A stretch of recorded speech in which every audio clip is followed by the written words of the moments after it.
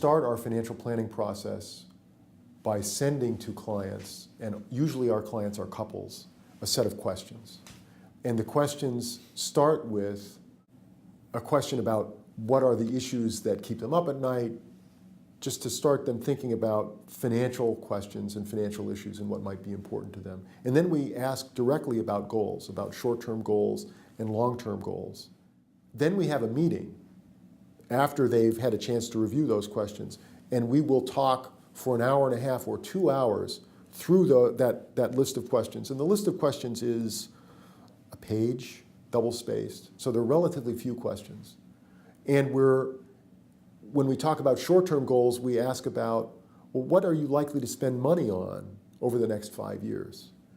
And then we push. There are categories that into which goals fit. So family, education, vacations, family events, investments in housing.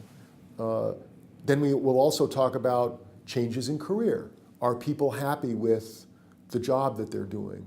And recently we had a very fruitful discussion with a client who actually started out by looking, and this was not in a plan, but in an annual update meeting, started out by looking at investment returns.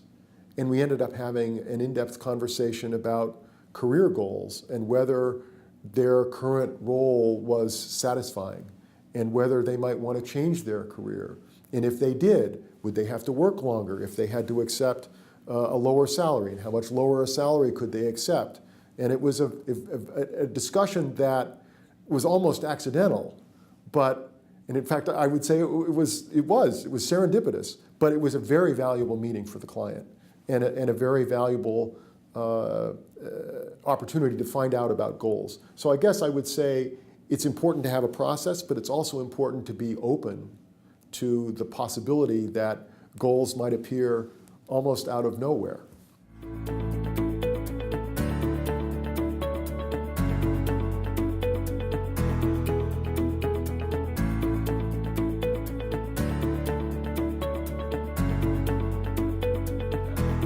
I think that's all true. I think that in this case, the client found it valuable because there's really no one they can talk to about it other than their spouse.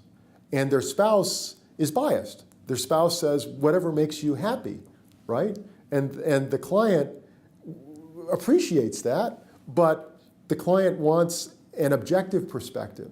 And in this particular meeting, there were two advisors, two relatively senior advisors, and we were representing different perspectives. One of us was saying, well, you should really think about what you would enjoy and what would really make life enjoyable and your career enjoyable. And the other one was saying, but you've got to be careful about your earning power, and you have very substantial earning power now, and moving to a position that you might enjoy more could be very expensive.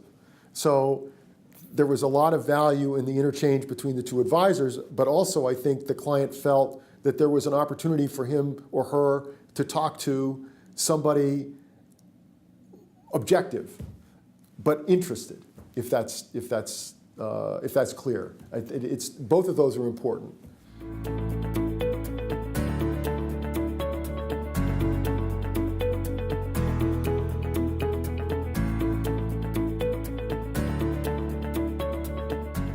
That's right. And when we think about goals and the trade-offs, thinking about those issues from a lifetime perspective is really helpful.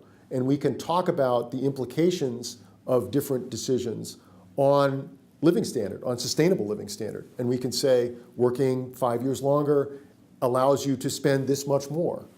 And buying a house that's this much more expensive will cost you so much in living standard. And again, people find that very helpful.